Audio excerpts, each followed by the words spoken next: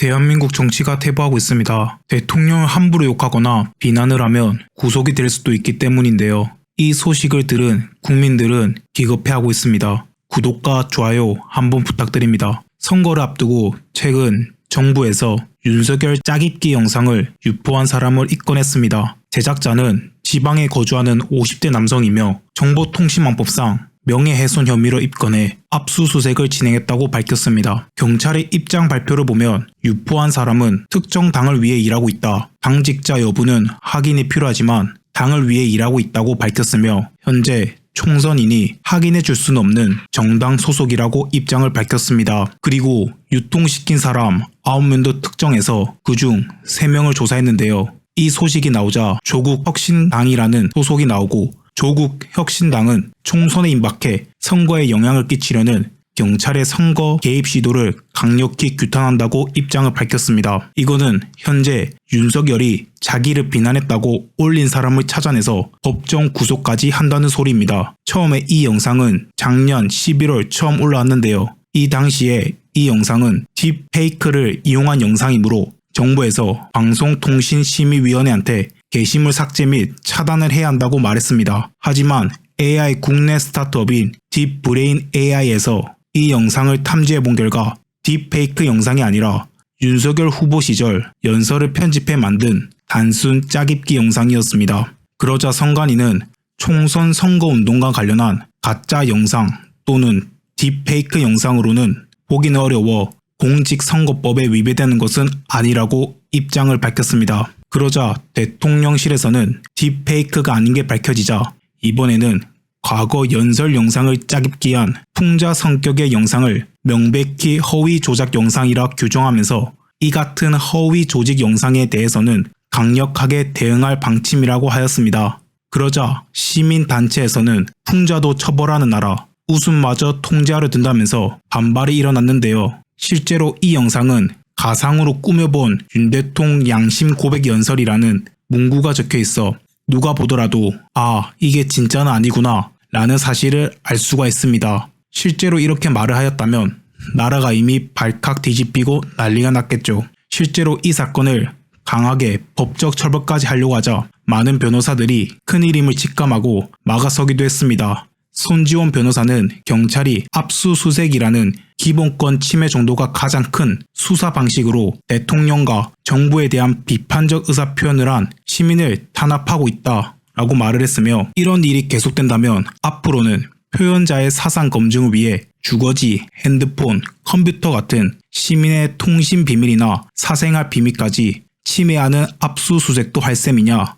라면서 경찰, 방송통신심의위원회 등 온 국가 권력이 경호실이돼 대통령에 대한 비판과 항의 의사표현을 입특막하고 있다고 비판했습니다. 저는 이게 매우 심각한 사안이라고 생각합니다. 가랑비에 옷 젖는다 말처럼 현 정부는 자기를 비판한 것을 그대로 보고만 있진 않았습니다. 딥페이크라는 영상을 이유로 가짜라는 말을 안 했다는 이유로 누가 만들었는지 찾아내 처벌을 내리려고 하고 있습니다. 이런 일이 계속 발생한다면 누가 비판적인 말을 할 수 있겠습니까? 나중에는 팩트를 가지고 비난해도 잡혀갈 수가 있습니다. 그때 돼서는 이미 돌이키기가 늦은 거겠죠. 그리고 하필 선거를 코앞에 두고 범인이 다른 정당임을 말하면서 누가 봐도 뻔한 의도를 가지고 지금 시기에 발표를 하였습니다. 그래서 조국혁신당 쪽에서는 사실관계를 뻔히 알고 있는 경찰이 전후 맥락 설명 없이 허위 영상 제작자를 잡고 보니 조국혁신당 당직자라고 말을 했고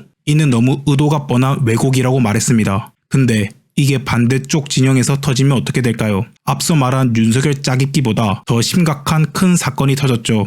국민의힘 윤영석 후보가 문재인 전 대통령에게 한마디 한 건데요. 짧게 보시겠습니다.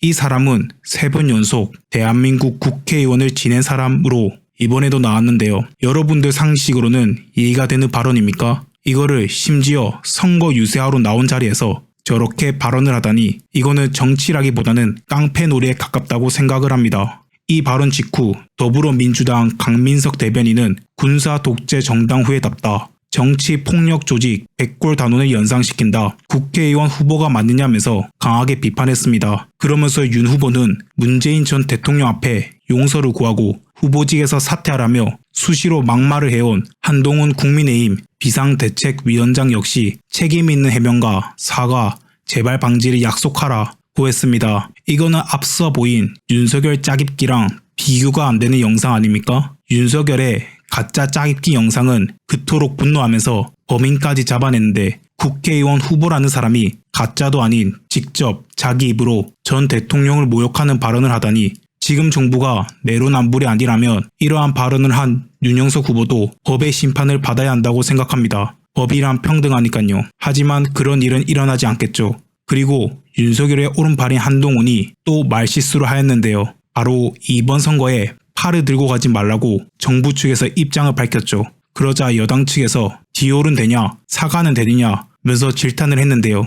이에 대해 한동훈이 한마디를 하였습니다. 민주당은 대파를 흔들면서 히하하하고 정치적으로 이용하는 것 말고 한 게 있나? 정치는 조롱하지 않아야 한다고 생각한다. 우리는 진지한 정치를 하겠다. 라는 말을 하였습니다. 그러면서 민주당 주장대로라면 일제 샴푸, 위조 표창장, 법인카드를 들고 투표장 가도 되겠는가? 라고 말을 하였습니다. 근데 대파를 누가 봐도 국민들을 우습게 생각하여 가격을 속이고 민심이 잘 돌아가는 척을 하였는데 그리고 당장 윤석열 장모, 와이프 사건만 봐도 대한민국 사람들 중에 모르는 사람이 없을 정도인데 진지한 정치를 한다는 게 참 웃기네요. 차라리 다 인정하고 저런 말을 했으면 더 신뢰가 갔을 것 같습니다. 아무래도 지금 정세가 많이 위축되고 있으니 급한 마음에 또 저런 실언을 한 것 같습니다. 빨리 힘을 합쳐 이번 총선에서 힘을 보여줍시다. 이상 영상 마치겠습니다. 여러분의 구독과 좋아요는 영상 제작에 큰 힘이 됩니다.